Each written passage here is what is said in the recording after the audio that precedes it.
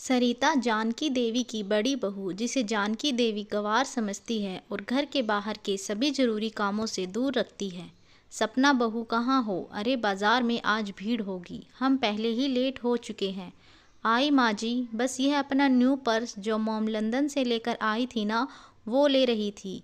माँ जी, आपने वो प्लाजो सूट नहीं पहना जो मैं आपके लिए नया लेकर आई थी। अरे बहू, मुझे साड़ी में ही आराम मिलता है। चलो ठीक है, कल वो पहन लूँगी। अब साल दिवाली की शॉपिंग के लिए बहुत समय चाहिए होता है। हाँ हाँ चलिए माँ जी, रात के खाने में दाल चावल और सूखी की अरबी की सब्जी बना लूँ। अरे गवार, कहीं जाते समय टोकन ज़रूरी था? रहेगी तो बिल्कुल गवार की गवार ही, बना ले जो बनाना है। माँ जी, सरिता भाभी हमारे साथ दिवाली शॉपिंग पर नहीं जाएंगी? कैसी बातें करती हो बहू, तुम तो मॉडर्न हो, तुम जानती हो तुम्हारी जेठानी गवार है, इसे कोई अकल थोड़ी है। बाजार में शॉपिंग करने की चलो, बहुत देर हो चुकी है पहले ही। अरे गुंजन का फ़ोन आ रहा है। हाँ बिटिया, कैसी है तू? मैं ठीक हूँ। हाँ हाँ सब ठीक है। अच्छा चल ठीक है, मैं तुझे शॉपिंग से आकर बात करती हूँ। क्या कहा? ज़रूरी है? हेलो हेलो, कट गया, अब मिल नहीं रहा, आकर कर लूँगी। गुंजन दीदी का फ़ोन था? हाँ, पर अब मिल नहीं रहा। एक काम करते हैं, पहले बाज़ार हो आते हैं, फिर मैं आकर तसल्ली से बात कर लूँगी। सरिता की आंखों में आंसू आ जाते हैं। उसकी सास और देवरानी मार्केट शॉपिंग करने चली जाती हैं। सरिता घर के सारे काम करती है। ऐसा अक्सर ही होता था, सरिता के घर सारे काम अकेले ही करती थी, जबकि उसकी देवरानी को घर का कोई भी काम करना नहीं आता था। फ़र्क बस इतना था कि सरिता गरीब परिवार से आई थी, वो बेचारी बहुत सीधी सादी थी, जबकि उसकी देवरानी सपना एक अमीर खानदान की लड़की थी। इसलिए जानकी देवी ने सपना को बहुत सिर पर चढ़ा रखा था। पर सरिता इन सब के लिए कुछ भी नहीं कहती थी। वह स्वभाव की बहुत अच्छी थी। सरिता, तुम नहीं गई माँ के साथ, तुम भी चली जाती। नहीं, वो मेरे सिर में बहुत दर्द था, तो मैंने सोचा कि आराम कर लूँगी, फिर घर का काम भी था, इसलिए नहीं गई। आपके लिए रोटी और ले आऊं? सरिता, यहाँ बैठो मेरे पास। मैं जानता हूँ माँ तुम्हारे साथ अच्छे से व्यवहार नहीं करती है, तुम कहो तो मैं माँ से बात करूँ। कब तक वह तुम्हें घर के बाकी कामों से दूर रखेगी? और जब से राजेश की शादी हुई है सपना के आज जाने के, तो उन्होंने तुम्हें और परेशान करना शुरू कर दिया। कोई बात नहीं जी, अभी अपनी सपना की नई नई शादी हुई है, कुछ सही महीने तो हुए हैं, अभी उसे आराम करने दो। मुझे पता है सरिता, मन तो तुम्हारा भी दुखी होता है, पर तुम मुझसे कुछ कहती नहीं हो। सरिता खाना बना रही थी, वही उसकी देवरानी सास के साथ मिलकर शॉपिंग के सामान को देख रही थी। राजेश, बताओ ना, यह जीन्स कैसी लग रही है? माँ जी आप बताओ। यह तो कुछ बोलते ही नहीं, जब देखो फ़ोन में घुसे रहते हैं। अरे बहू, तू तो पतली पतंग है, तेरे ऊपर तो सब कुछ अच्छा लगता है। वैसे भी हमारी मॉडर्न बहू स्टाइलिश कपड़े पहनती है, किसी से कम थोड़ी है। माँ जी, यह नाइट सूट तो आप पहन लो, मुझे यह कलर पसंद नहीं आया, मैं ये ब्लैक वाला रख रही हूँ। अरे बहू, कैसी बातें करती हो, मैं इस उम्र में नाइट सूट थोड़ी पहनूंगी।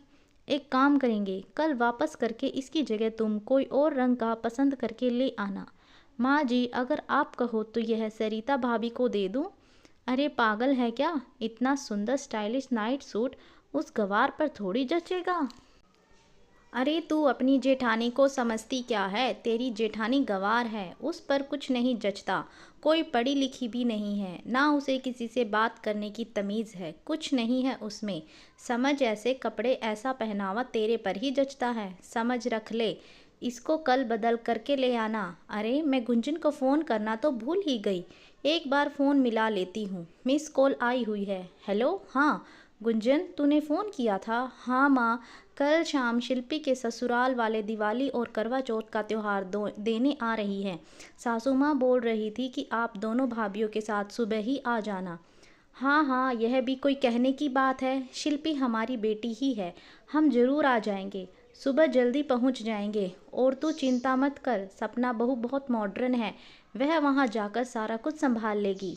जैसा जानकी देवी ने अपनी बेटी को कहा उसका उल्टा ही हुआ। सपना तो मॉडर्न पहनावे में तैयार होकर बस वहां जाकर अपने मोबाइल फ़ोन पर लग गई या फिर इधर उधर बैठकर बत्तियां में लगी। गुंजन देखती है कि सरिता ने सब कुछ संभाल लिया है। जल्दी जल्दी उसने द्वार पर बहुत ही सुंदर रंगोली बना दी। रसोई में गुंजन की सास के साथ मिलकर सारे पकवान भी तैयार कर दिए। अच्छे से ड्राइंग रूम भी सेट कर दिया। सब कुछ गुंजन देख रही थी, पर मजाल है कि सपना ने एक गिलास इधर से उधर भी रखा हो। शाम को शिल्पी के ससुराल वाले आए, तब भी सरिता ने ही सारे कामों में मदद की। जब वह लोग चले गए तब गुंजन की सास सरिता के पास आई। सरिता, तुम बहुत अच्छी, समझदार और संस्कारी हो। तुम्हें घर गृहस्थी की एक एक चीज़ का बारीकी से पूरा ज्ञान है। शुक्रिया, तुमने आज सब कुछ बहुत अच्छे से संभाल लिया बहू। हमारे यहाँ तो किसी को रंगोली बनानी आती ही नहीं थी, पर तुमने इतनी सुंदर रंगोली बनाई। गुंजन के साथ मिलकर सभी मेहमानों की खूब खातिरदारी की। अब मैं चाहती हूँ शादी के समय भी तुम हमारे साथ ही रहो। तुम यहाँ रहोगी तो मेरी चिंताएं दूर हो जाएंगी। थैंक यू सरिता भाभी। आशीष बोल रहे थे कि आपको आपकी बनाई रंगोली बहुत सुंदर लगी। सब आपकी बहुत तारीफ कर रहे थे।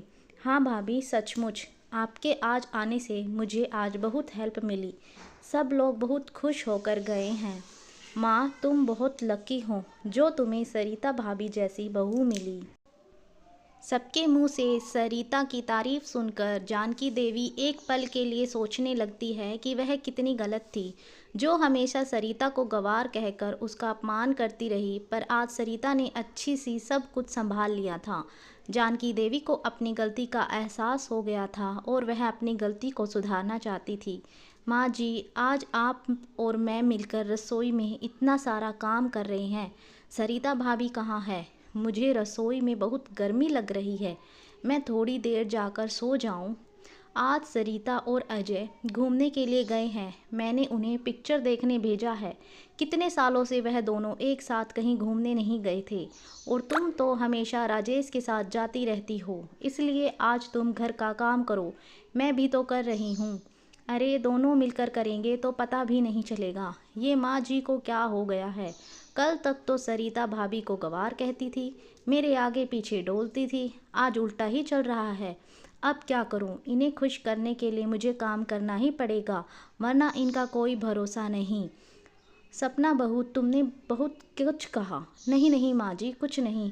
मैं तो कुछ दिनों के बाद जानकी देवी ने अपनी दोनों बहुओं के बीच में फ़र्क बिल्कुल ख़त्म कर दिया। वह जितना प्यार और सम्मान सपना को देती थी, उतना ही सरिता को भी देती थी। यह सब देखकर सरिता बहुत खुश थी। जिस प्यार और सम्मान की वह आशा करती थी, आज उसे वह सब मिल गया था। आपको यह कहानी कैसी लगी? कमेंट करके हमें ज़रूर बताएं। चैनल को प्लीज़ लाइक कीजिए, शेयर कीजिए और सब्सक्राइब कीजिए। Thank you so much guys.